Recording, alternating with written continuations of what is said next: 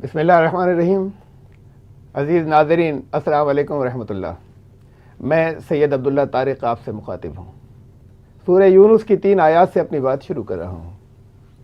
لِكُلِّ أُمَّةٍ أَجَلٌ إِذَا جَاءَ أَجَلُهُمْ فَلَا يَسْتَأْخِرُونَ سَاعَةً وَلَا يَسْتَقْدِمُونَ قُلْ أَرَأَيْتُمْ إِنْ أَتَاكُمْ عَذَابُهُ بَيَاتًا أَوْ نَهَارًا مَاذَا يَسْتَعْجِلُ مِنْهُ الْمُجْرِمُونَ ثم اذا ما وقع آمنتم به الآن وقد كنتم به تستعجلون۔ ہر گروہ کی اس کے اعمال کی بنیاد پر اللہ کے قانون میں ایک مدت مقرر ہے۔ پھر جب ان کے کرتوتوں کا گھڑا بھر جاتا ہے تو وہ نہ ایک پل آگے بڑھ سکتے ہیں اور نہ ایک پل پیچھے ہٹ سکتے ہیں۔ کہہ دو کہ بھلا دیکھو تو اگر تم پر اس کا عذاب دن یا رات کو آ جائے تو عذاب میں سے کون سی ایسی چیز ہے کہ مجرم اس کو جلدی مانگتے ہیں؟ کیا پھر وہ جب آ چکے گا تب اس پر ایمان لاؤ گے؟ تب تو زبان حال یہ پکارے گی کہ اب مانتے ہو، اور تم تو اس کی جلدی کیا کرتے تھے۔ اس تمہید کی تفصیل یہ ہے کہ محمد رسول اللہ صلی اللہ علیہ وسلم کے وطن کے بعد اسلام سب سے پہلے سرزمین ہند میں داخل ہوا۔ جب شام، عراق اور مصر میں اسلام نہیں پہنچا تھا، مالابار کے ساحل پر صحابہ کرام کا قافلہ اتر چکا تھا۔ وہ تاجر بھی تھے اور داعی بھی۔ تقریباً 1 صدی تک جنوبی ہند میں دین حق بغیر کسی مزاحمت کے پھیلتا رہا، لیکن اس کے بعد مسلمانان ہند اپنے اصل مقصد سے غافل ہو گئے۔ انہوں نے مدارس کے جال پھیلائے جو طلبہ کو اپنے اپنے مسالک کے مسائل کے حافظ بناتے تھے، لیکن امت مسلمہ کے اصل مقصد کا شعور بیدار کرنے سے وہ غافل رہے۔ فرض عین کو انہوں نے فرض کفایہ قرار دیا تھا۔ اب جب عذاب کی آمد کے گھنٹے چاروں طرف بجنے شروع ہو گئے، تب بھی کچھ ہی گنتی کے چند گروہوں کے کانوں تک اس کی آواز پہنچی ہے۔ ابھی زیادہ عرصہ نہیں گزرا جب مساجد کے باہر بچوں کو گود میں لیے برادران وطن کی قطاریں ہوتی تھیں کہ باہر نکلنے والے نمازی ان پر دم کر دیں۔ اب نمازیوں کے دم کرنے پر ان کا اعتماد نہیں رہا۔ جب ٹرینوں میں نماز کے لیے برادران وطن اپنی سیٹیں چھوڑ کر کھڑے ہو جایا کرتے تھے، وہ گنجائشیں اب ختم ہو چکی۔ جب اپنے گھروں، جلسہ گاہوں اور حتیٰ کہ اپنے مذہبی پروگراموں میں بھی سناتن دھرمی غیر مسلم بھائی نماز کے لیے چادر بچھوا دیتے تھے، وہ اب قصہ پارینہ ہے۔ جب رام جنم بھومی کے عدالتی کیس کے فریق بھی ایودھیا میں بابری مسجد کے فریقوں اور دیگر مسلمانوں کے لیے مندروں میں افطار پارٹی کا انتظام کرتے تھے، اور افطار کرنے والے ہندوؤں میں بھی کبھی کبھی کوئی ہندو بھائی اپنے اس دن روزے دار ہونے کا اعلان کرتا تھا، اب وہ سلسلے تاریخ کے اوراق میں گم ہیں۔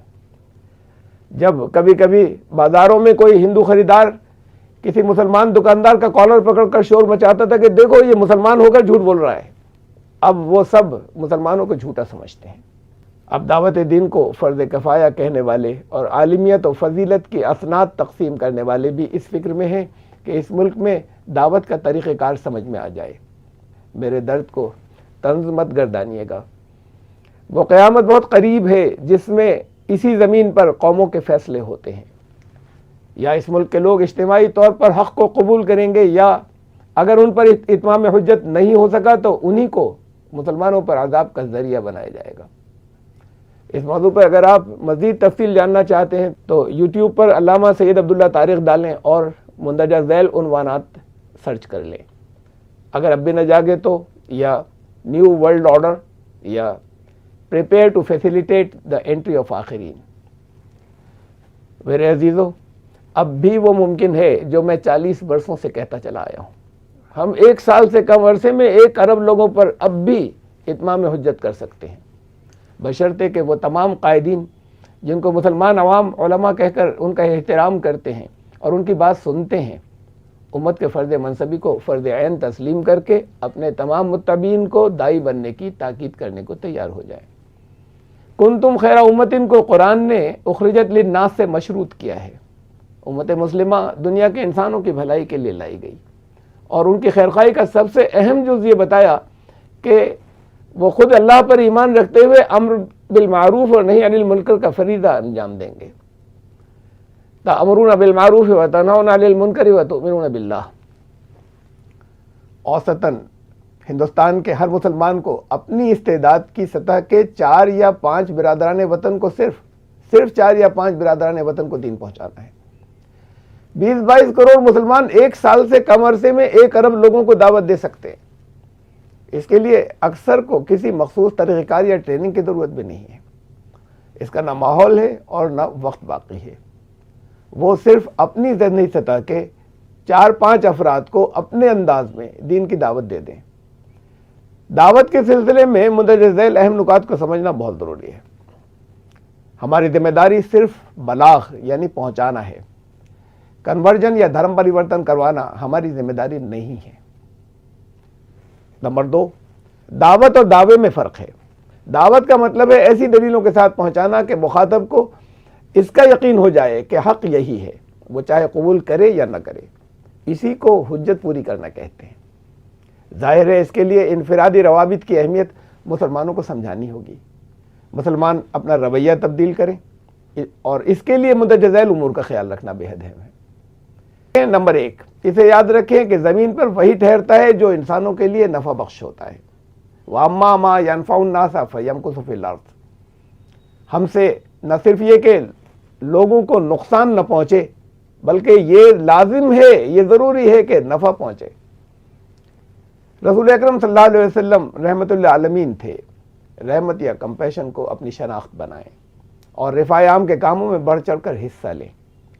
ضرورت مندوں کی امداد کے علاوہ سماج کے ایک بڑے طبقے یا پورے معاشرے کی فلاح کا کام بھی رحمت کے کام ہیں، مثلا تحفظ حقوق نسواں، تعلیم، شجرکاری، پانی کا تحفظ اور ماحولیات کا تحفظ۔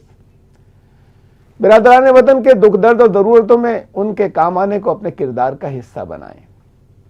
نبی اکرم صلی اللہ علیہ وسلم نے متنبہ فرمایا تھا کہ دین میں تشدد اختیار کرنے والے ہلاک ہو گئے۔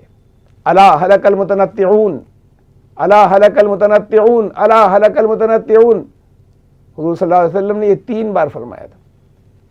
دین کی وسعتوں کو تنگیوں میں مقید نہیں کریں۔ داعیان دین سے ہر حکمت و مصلحت کی دلیل نہیں مانگیں کہ یہ کہاں سے ثابت ہے۔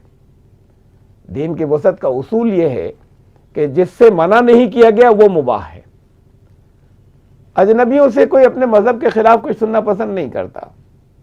جو لوگ ہیپی دیوالی یا میری کرسمس کو شرک قرار دینے لگیں وہ اجنبی ہی رہیں گے۔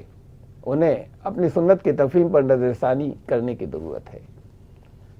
وقتاً فوقتاً مدعو قوم کے ذمہ داروں کو تحائف بیچتے رہیں۔ اللہ آپ کا حامی و ناصر ہو۔ السلام علیکم ورحمۃ اللہ۔